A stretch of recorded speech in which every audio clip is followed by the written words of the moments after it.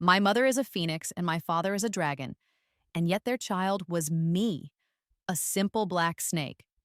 My life was turned upside down the day my mother brought home another girl, a miniature version of herself.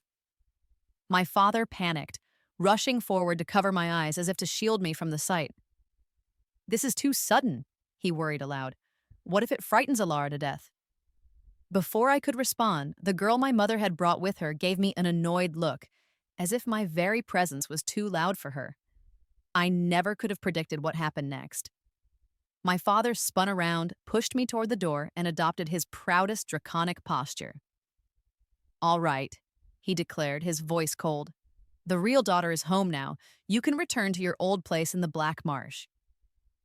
But that was supposed to be the real daughter's home, and when I arrived, her adoptive parents didn't recognize me either.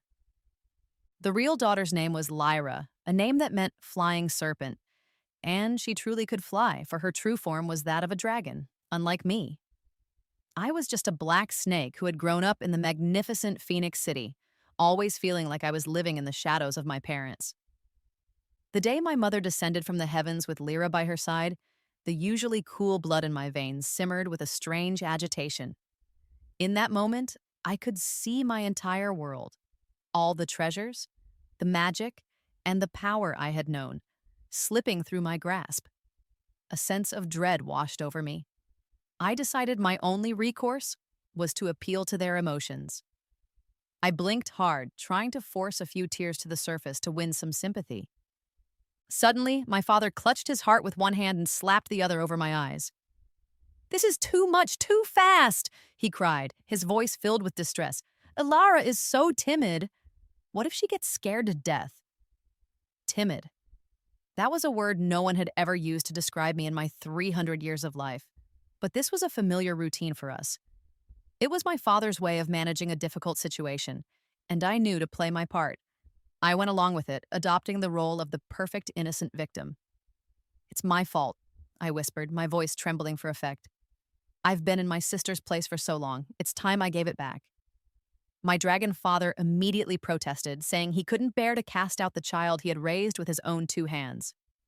Together, we put on a heart-wrenching performance, looking for all the world like a devoted father and daughter being cruelly torn apart.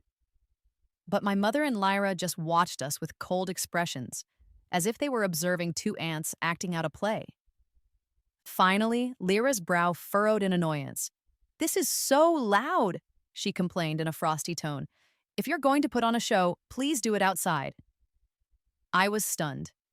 My mother had always been completely convinced by our performances, but Lyra saw through it instantly. And now, my mother was beginning to look at me with a hint of disgust as well.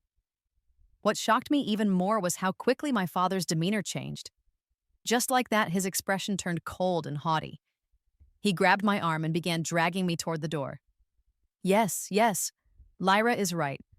The real daughter is back, so you can go home to the Black Marsh now." I couldn't believe it. "Are you serious?" I cried out. "The real one shows up and you just kick me out? All to hide the fact that you lost your own child?" It was true. I had known for 100 years that I wasn't their biological daughter. Back then, I had just learned to take human form and was, I suppose, considered pretty.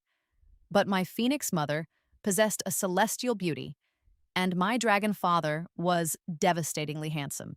I hadn't inherited a single one of their features. For the second time in my life, rumors about my parentage began to swirl through Phoenix City.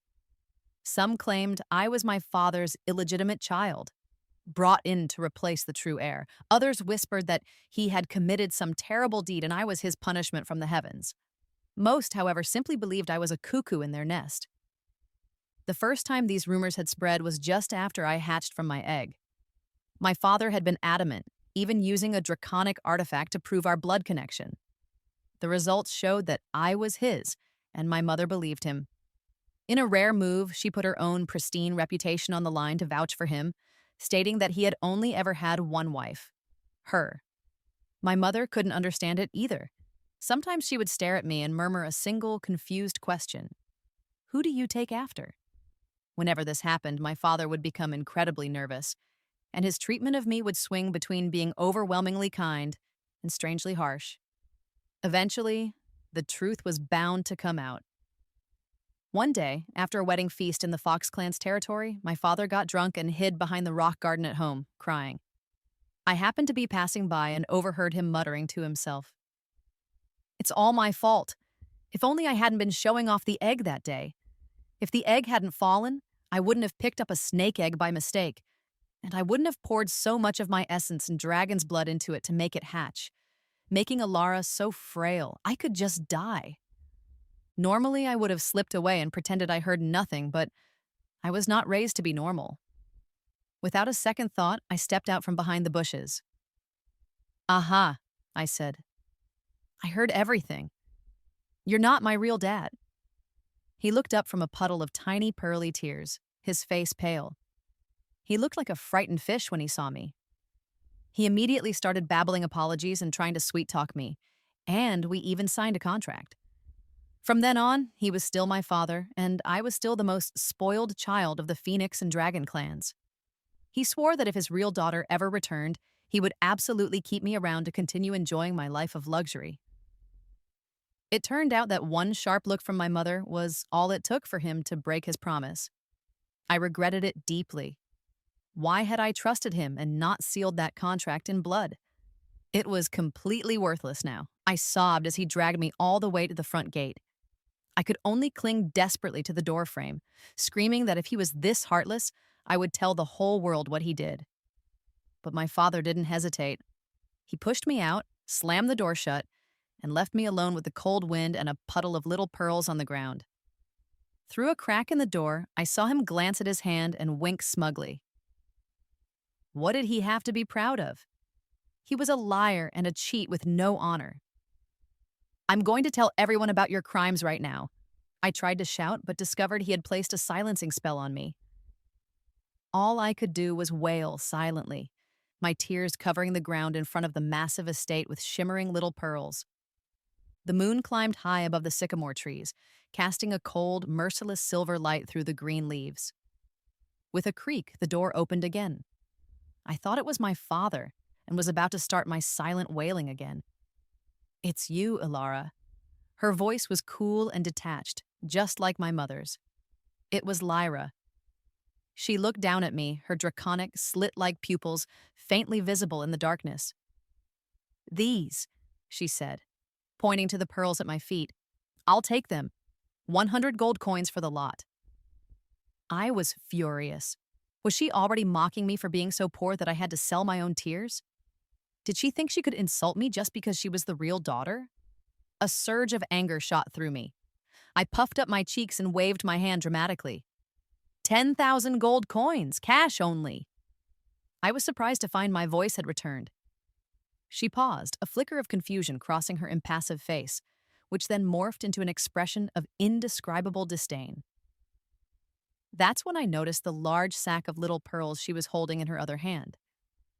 They were a size smaller than mine. They must have been from my father. I was stunned. Had he been punished? Had he confessed? If he confessed, perhaps I could be seen as an innocent party and return to my life of luxury. He wasn't punished, he confessed. When I get back to the Black Marsh, I'll find that egg thief and settle the score. She let out a soft scoff, then efficiently scooped up all the pearls on the ground, not even missing the ones in the cracks by the wall. "My father is the thief," I yelled. Lyra didn't believe me, insisting that the snake clans were known for being egg thieves.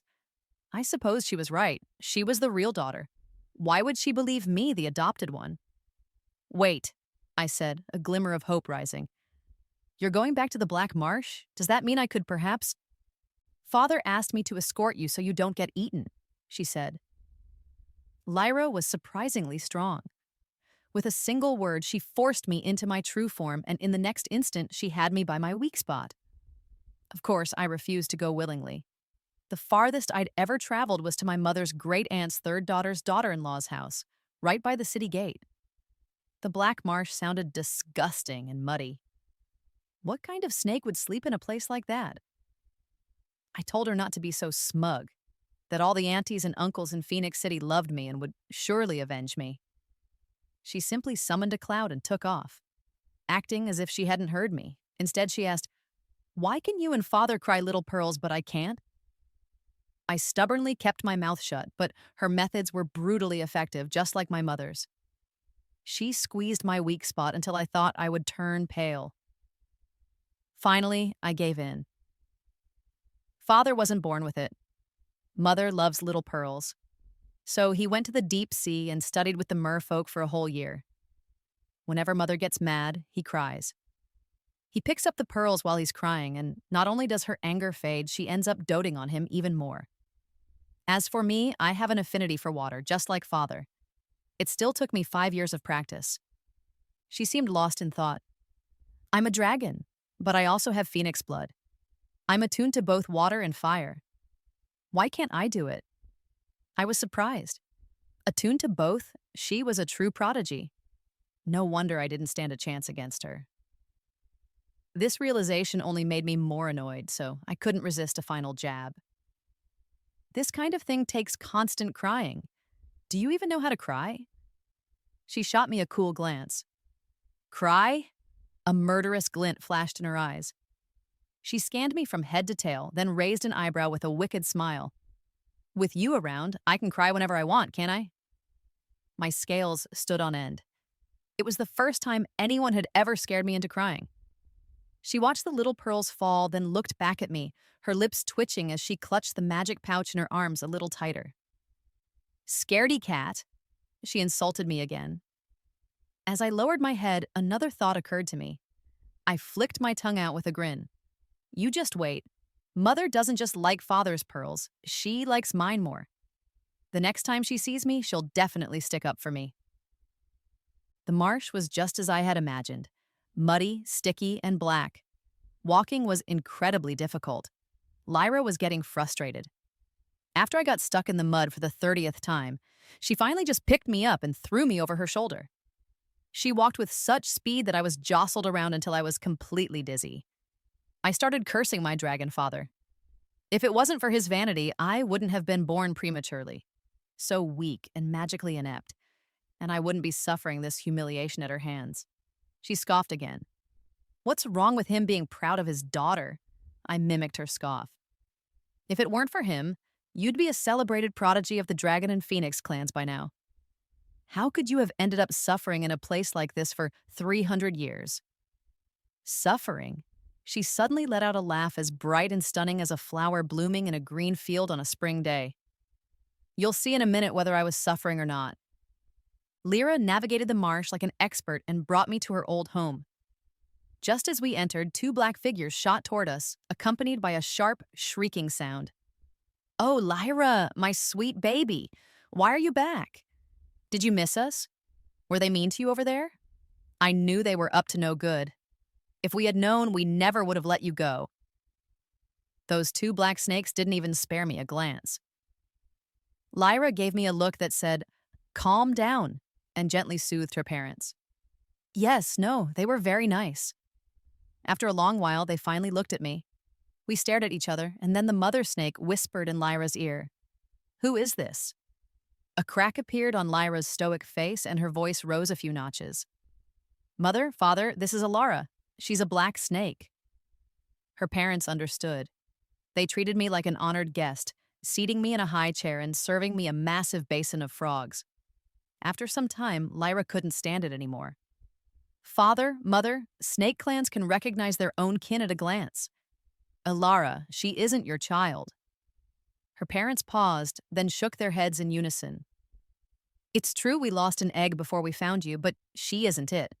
She's a black snake, yes, but her pupils are bright red, and she has intricate patterns on her tail. She doesn't resemble us at all. But she was also found in the Black Marsh, Lyra insisted. The father snake shook his head. The Black Marsh spans thousands of miles. There are countless snakes here. Lyra looked at me, a troubled frown on her face. I bit my lip and focused on eating my frog. It was surprisingly tasty and shiny. They must have added my little pearls to it. Here, Alara dear, have some soup? The snake auntie said sweetly. The snake uncle was just as kind. Come on, Alara, this one's a fat frog. So Lyra's life here had been sweet too. But at that moment, I burst into tears. I don't have a home again, I wailed. Alara is a little black snake that nobody wants. They comforted me for a long time and finally let me stay in the same room as Lyra. Their exact words were, "Stay as long as you like, make yourself at home." But I knew the reality of the situation. My dragon father was afraid my phoenix mother would find out the truth, so he had to get rid of me. And no matter how much my mother liked me, it couldn't compare to the bond of blood. This was Lyra's adoptive parents' home, not mine. I couldn't just freeload forever. It looked like I was stuck in the Black Marsh for the time being. Lyra told me to look on the bright side. The moment I hatched, her parents knew I wasn't theirs, but they were willing to raise me as their own. The bond of raising a child is just as strong as the bond of birth, she said. If you don't mind, come back to Phoenix City. You know how our parents are. What they say and what they do are two different things. It was the first time she had said so much to me. I looked up and saw the clarity in her eyes. Snakes have eyes that can see into the heart, and when Lyra said those words, her heart was filled with genuine comfort.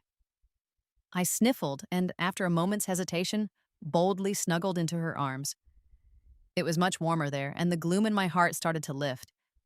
Lyra might have a stoic face like my mother, but her heart was warm. She was like a cool, caring, big sister. My big sister. As I thought this, I started to feel sleepy. As I was drifting off, I thought I heard Lyra say something else. Alara, I just remembered a place. We might be able to find your parents there. Lyra explained that the most powerful of the black snake clans were the Tong Serpents. Not only could they fly, but they were the strongest and most ancient lineage. She wanted to take me there to broaden my horizons. I was both scared and excited. In Phoenix City, all the Ancient Ones are intimidating, always condescending, and looking for ways to put people down. If my mother wasn't such a talented fighter who had battled her way to the position of clan leader, she would have been crushed by them long ago. Lyra rubbed her chin, a look of realization on her face. So that's a bloodline trait. 3 hours later, Lyra led me into the Tong Serpent territory. We hadn't taken 2 steps before we were stopped by guards who refused to let us in. "It's you! You dare show your face here again?" Lyra looked at them with disdain and gently pushed me forward. "Take a look. See who she is." The 2 guards thought I was some kind of projectile and jumped back, their vertical pupils narrowing to thin slits. "Alert! Alert! The roof ripper has returned." Suddenly, a swarm of black snakes poured out from every corner, all holding weapons, looking like they wanted to execute Lyra on the spot. I stole a nervous glance at Lyra. What had she done to make the entire Tong Serpent clan treat her like an enemy? Her expression didn't change.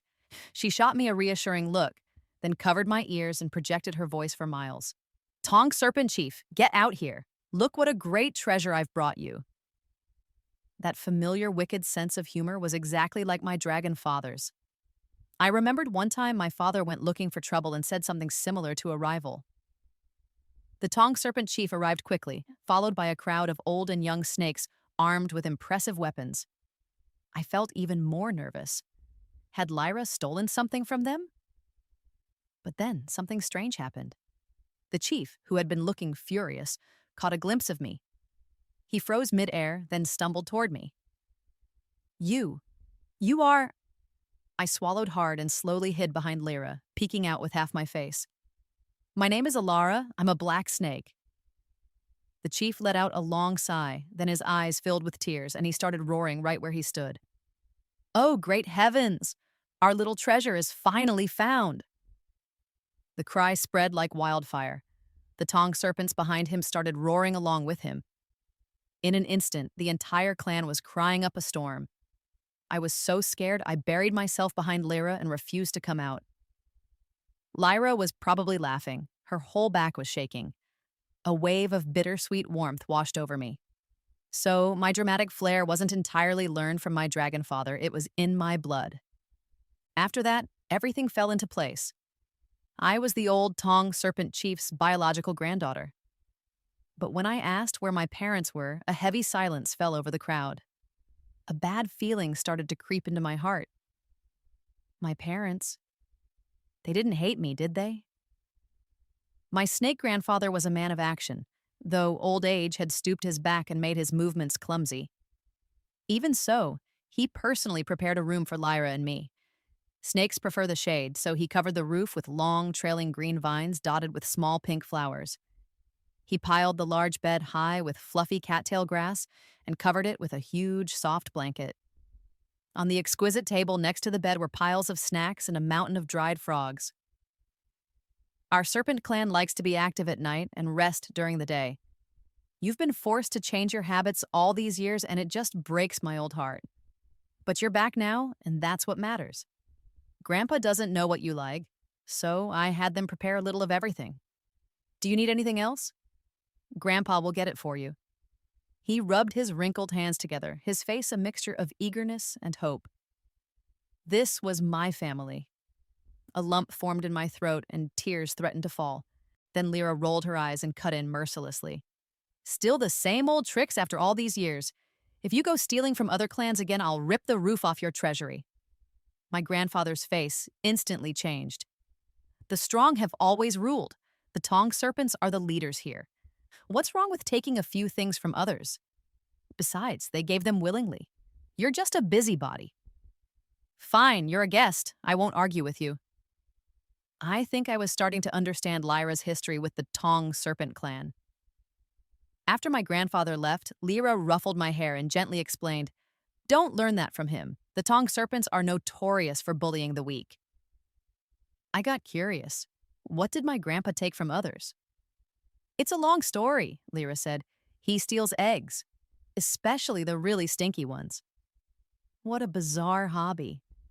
I would have to ask him about that later, but I never got the chance because the ground started to shake.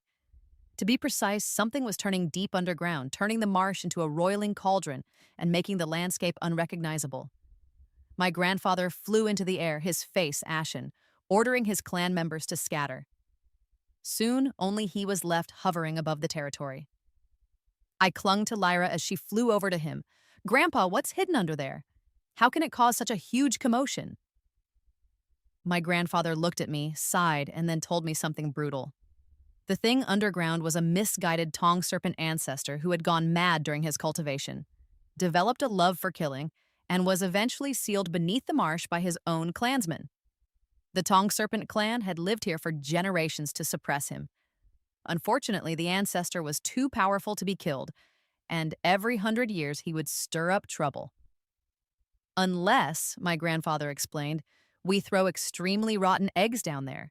Snakes have a keen sense of smell. The stench knocks him out and he settles down. This was completely beyond my comprehension. We've tried every method we could think of, Grandpa sighed helplessly. This one is the cheapest and causes the least disturbance. The only problem is the place where he is sealed can only be entered by the chief's bloodline, and it takes a lot of magic. Since your parents passed away, I've been down there 3 times. I'm at the end of my rope. I don't know if I can handle it again. He thumped his back and coughed, looking like a withered tree about to be crushed by winter snow. Something inside me cracked. My parents are dead? Grandpa slapped a hand over his mouth, his face full of regret. After a moment, he sighed. Your parents were traveling when they were targeted by a demon who wanted to turn them into snake pills to increase his power. They had no choice but to hide you in the marsh first, but the demon found out. Your parents had to face him, but they were no match for him and died. Before they died, they left me a magical recording. By the time I went to find you, you were already gone. There was a heavy silence. A wild beast of an emotion was about to burst from my chest. That demon! I gritted my teeth. What happened to him? That drought demon? I think he's dead. Creatures that do that much evil never live long. A drought demon. The day I was reunited with my mother, I had just killed one. It was yellow, and I think it had a totem on each of its hands. Lyra suddenly chimed in, pointing at Grandpa's tail. Speaking of which, one of them looked a lot like the one on your tail. She added that she found the malevolent drought demon annoying, so she had not only flayed him and pulled his tendons, but also gouged out his eyes and tore out his heart. In short, she gave him a proper punishment. Suddenly, my grandfather looked at Lyra with newfound respect, practically wanting to call her his sworn sister. I felt a surge of satisfaction and unconsciously pressed closer to Lyra. She was so good. How could she be so good and be my sister? The ground shook again. My grandfather quickly had someone fetch the rotten eggs, preparing to go down. I felt a pang of sympathy for him. "I'm your granddaughter," I said. "Maybe you should let me do it." Grandpa's eyes went wide. He looked me up and down for a moment, as if trying to figure out how to express his gratitude. After a long pause, he said, "Alara, dear, a Tong Serpent who can't fly by the age of 300 is pretty much a dud." My fists clenched. This was my own grandfather. I squeezed my hands tight, my eyes burning, and I couldn't help but blame my dragon father again. If he hadn't fed me his dragon's blood, my snake lineage would have been top tier. Now I was a mongrel, useless at everything.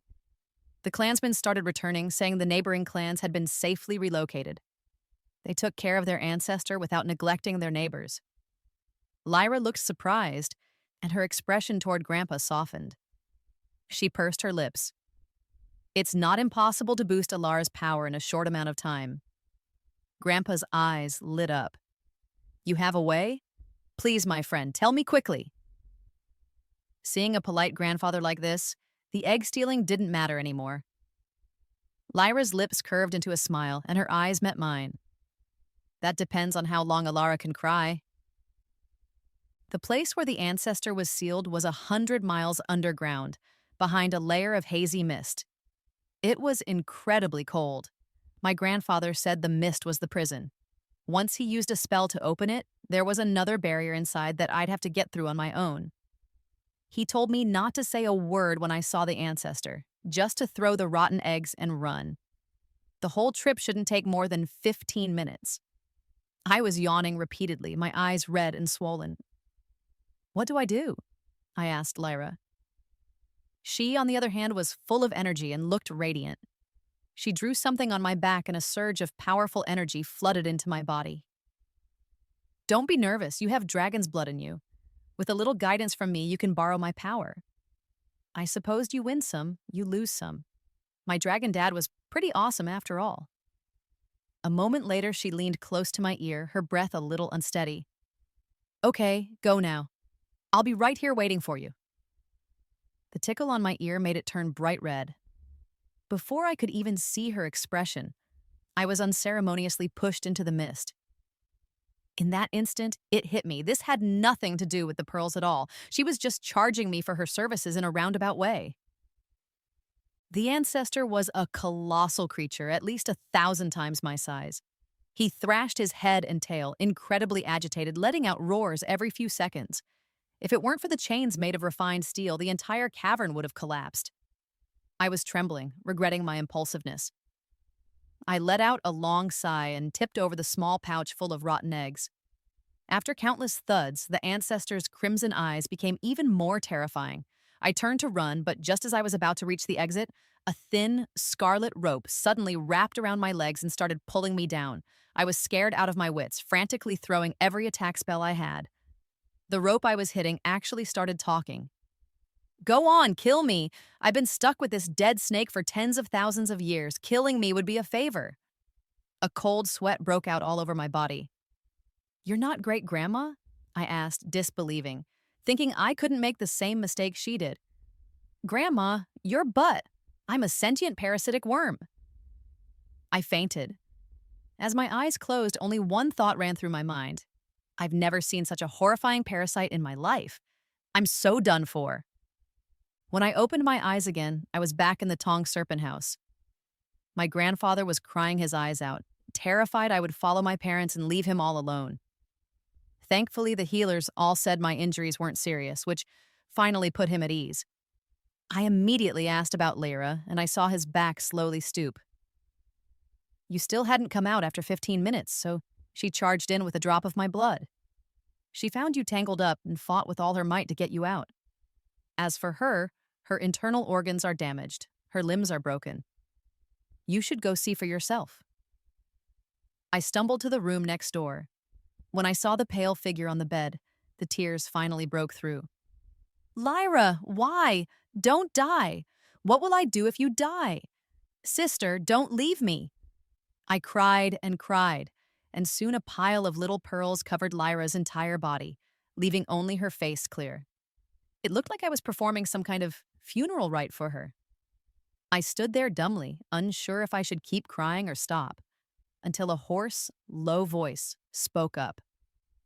"Silly sister, why are you just crying? Can't you get a bag to put them in?" Lyra said she was on the verge of death, but when her spirit left her body, she saw all the pearls. They were so shiny and dazzling that her heart gave a little flutter, and she came back to life. I knew she was joking, but my tears wouldn't listen, flowing right into my magic pouch. As I cried, I asked about the thing I feared most. That, that parasitic worm. Is it dead? Lyra looked confused. What parasitic worm? I used my hands to show her, describing a very thin, very red rope. "Oh," she hummed. "That was a worm? I thought it looked pretty, so I wrapped it around my wrist." That day, I broke my own record for high-pitched screaming. The entire Tong Serpent clan thought the ancestor had broken free. Luckily, the parasitic worm was afraid of fire. The moment it tried to burrow into Lyra's skin, her phoenix blood burned it to a crisp. Even though Lyra was strong, lending me her power had already exhausted her. Then she used up the last of her reserves to save me, leaving her truly unable to get up. I felt guilty, but also a little amused, especially when she was lying there, stiff as a board, staring at the ceiling like a dazed bird. I tried telling her a story my mother used to tell me, about a fox who accidentally stole a snake egg.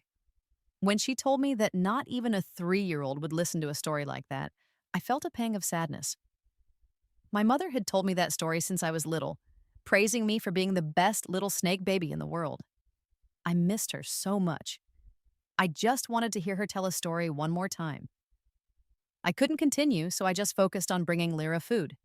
Before I knew it, I had fattened her up a whole size. When my mother and father arrived, they almost didn't recognize either of us. The moment we sensed you were injured, we stopped our seclusion and rushed over. "Thank goodness you both look okay. What on earth happened?" My father looked from me to Lyra, his face full of concern. I pursed my lips, not saying a word, a wave of grievance welling up inside me. It was my grandfather who explained everything, making them both look frightened. My father's brow furrowed, and he immediately pulled me into a tight hug, sobbing, "My child, you've suffered." Then, in a voice only the two of us could hear, he comforted me. "That was a strategic retreat before, kiddo. Otherwise, we both would have been kicked out. But it's all good now. After the storm comes the calm. Dad can protect you now." He yelped as I pinched his lower back. I pulled back my hand and grunted resentfully. My mother covered her mouth, trying to hide a laugh. She came over and ruffled my hair. "Mother and father are here now. Don't be afraid. That girl, Lyra, she'll be better soon. She once said she wanted a little sister, and she ended up with her favorite kind. One who can cry little pearls. Elara, do you like having her as your big sister?" Hearing that voice, so familiar it was etched into my bones, my sense of grievance just overflowed into sobs. I wanted to ask why. Why did you just stand by and watch father kick me out? After doting on me so much, could you just ignore me? Did you not want me anymore just because you found your real daughter? But I couldn't get the words out. A sour lump blocked all my righteous indignation. They weren't my real parents. I didn't have the right to ask. My mother seemed to sense it. She gently pulled me into her arms, her voice softer than I had ever heard it. "Elara, when I first found Lyra, she was surprised and overjoyed. She said that now she had 2 sets of parents. At that moment, I wondered, would my Elara feel the same way? Is she also full of anticipation about her own origins? What if she would love her biological parents very much? As unwilling as I was, I could only force myself to watch you leave. I was afraid that if I opened my mouth, I would never be able to let you go. You are my Elara, the one I raised and sheltered so carefully under my own wings. The thick fog that had been swirling in my heart, the cotton that had been stuffing my head, the reason that had bound my limbs. In that moment, it all came crashing down. I sobbed uncontrollably, hugging her back tightly. I finally cried out all the hurt and unfairness I had been feeling for so long. After that, whenever I thought back on that cry, I felt like I was the happiest snake in the world. Especially when my father later told me that my mother probably knew I wasn't her child the moment I hatched. That made me even happier. She had always loved me for me. After Lyra recovered, and with our parents' permission, she, her adoptive parents, and my grandfather all came back with me to Phoenix City. In her words, a family should get together often. I thought everything she said was gospel, so I happily prepared a room for my grandfather myself. But less than 3 days later, the three of them were trying to sneak away. Lyra was very confused. Her adoptive parents fidgeted, clutching their bags, looking extremely uncomfortable. My grandfather looked like he was constipated and kept shooting me meaningful glances. In that moment, it suddenly dawned on me. Phoenix City was full of phoenixes with sharp beaks and claws. After seeing the three of them off, Lyra looked a little down. I sighed dramatically and finally laid my cards on the table. The phoenix aunties and uncles, they really like long, slithery creatures. Lyra blinked. Like the kind you eat? I covered my face in embarrassment. They said I look like a noodle, and they're really curious to know how satisfying it would be to slurp one down in a single go. Lyra and I continued to live together. My mother and father would go into seclusion every now and then. I didn't understand it. They were so powerful, why did they need to? Lyra told me it was grown-up business and kids shouldn't ask. That winter, I was wrapped in a thick blanket with Lyra, watching the mortal world from the highest branch of a sycamore tree. In the distance, sparks of light shot into the sky.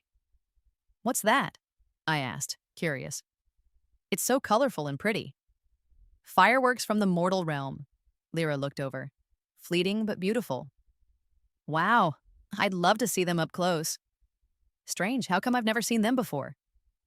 "Your magic was too weak, so you were blocked by the celestial barrier. But the you now is different." She paused, a mischievous grin spreading across her face. "The fireworks are pretty, right? What if I told you they're made with sulfur?" I recoiled. "Okay, stop right there." Lyra turned her head and laughed at me. "Scaredy cat, I'm here. Nothing will hurt you." "Look, that one looks like a snake." "Yes. After midnight, it will be the year of the snake in the mortal world." "My year?" Lyra laughed softly. "That's right. And the one that just passed was my year." I was stunned again. I wasn't sure what I was feeling, but my body had already moved on its own, snuggling up close to Lyra. "Sister, if we're together, this year will definitely be even better." She suddenly smiled, her lips curling with a hint of temptation. "Want to go check out the mortal world? If we take human form and hide our tails, we can blend right in." The mortal world was even livelier than I had imagined. The sound of firecrackers was endless. Lyra told me to amplify my hearing to listen only to the human voices. Suddenly, a cacophony of chatter filled my ears. "Another year without getting sick or dying. I'm a champion. It's my zodiac year. I hope I'm healthy, happy, my career takes off, and everything goes smoothly." Mortals were pretty noisy, just like me. Kind of funny and cute. Lyra's persuasive voice mixed in with the noise. "Want to get stronger even faster? Try blessing them." "You can bless them for this?" I mumbled. "Just think it in your heart. Wish that all of them will have their dreams come true and that all will be well." Lyra would never hurt me, so I did as she said. Before long, tiny specks of light began to drift out from the thousands of lanterns, slowly melting into my body. It was a warm, comfortable feeling, like gentle rays of winter sun. Feels good, right? This is the power of faith. Mortals believe their zodiac animal will protect them. But Alara, once you accept the power of faith, you'll have to be a little more diligent this year. More blessings, more protection, from dawn till dusk. No slacking off, okay? I didn't know what that meant back then. It was only much later that I realized this was just a job and one with no days off. Lyra raised an eyebrow playfully. "The ultimate power leveling cheat. You're worth it." I squinted my eyes happily and giggled. Okay, I won't be greedy. All the good people in the mortal world in the year of the snake, may all your wishes come true. May you have good fortune, lots of money, abundant blessings, and may everything be auspicious. Just like me. Family by my side, endless riches, and anything I could ever want. Because after all, it's my year they're celebrating. How could a dragon make such a colossal mistake? I actually lost the egg, the symbol of my love with my wife, in some pitch black marsh. This was terrible. I slapped myself silly while searching everywhere. Thankfully, fate didn't completely abandon me. I found it. It was covered in mud, pointed at the top and round at the bottom. I measured it with my hands, same size. This had to be it. I rushed home in a panic and put it back before my wife could notice. If I ever show off again, I'm a pig. But why wasn't there any movement, even when it was time to hatch? Did I break it? I tried to hatch it like a mother hen for 10 days, but still nothing. It was over. My wife didn't show it on her face, but a storm was brewing behind her eyes. I had to think of something. Dragon's blood magic, go! It finally cracked. I let out a secret sigh of relief. My wife and I watched with adoring faces as the little thing clumsily pushed up the shell, a little black, round head, tiny sharp fangs, a thin tongue, big eyes.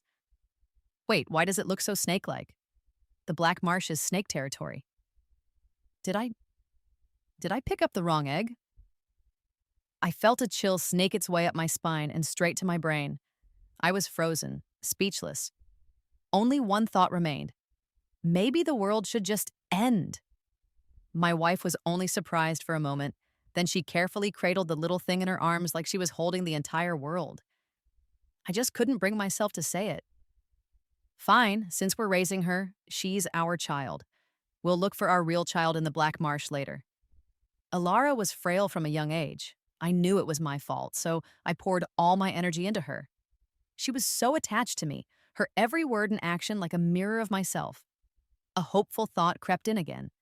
Maybe she really is my biological daughter. Maybe she just fell and mutated. The day Lyra came back, I honestly thought I was going to have a heart attack.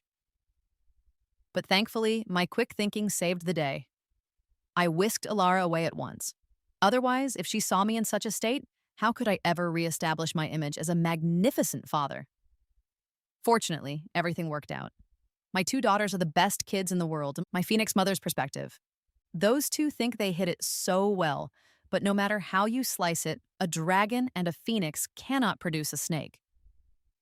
The day Alara hatched, I knew something had gone wrong. Most likely, my unreliable husband had done something unreliable. I don't blame him. The dragon and phoenix clans were once mortal enemies. He, on his own, broke ancient taboos and defied all criticism to be with me. It was perfectly understandable that he'd want to show off the child I had gone through so much to bear. Since fate had swapped my egg, I figured there must be a reason. I also believed that I would one day be reunited with my biological child. When that day came, I would make up for everything.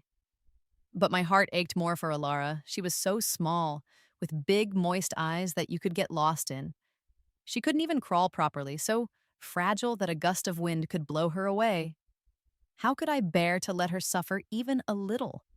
Her skin was so smooth, her scales reflecting a beautiful, iridescent light.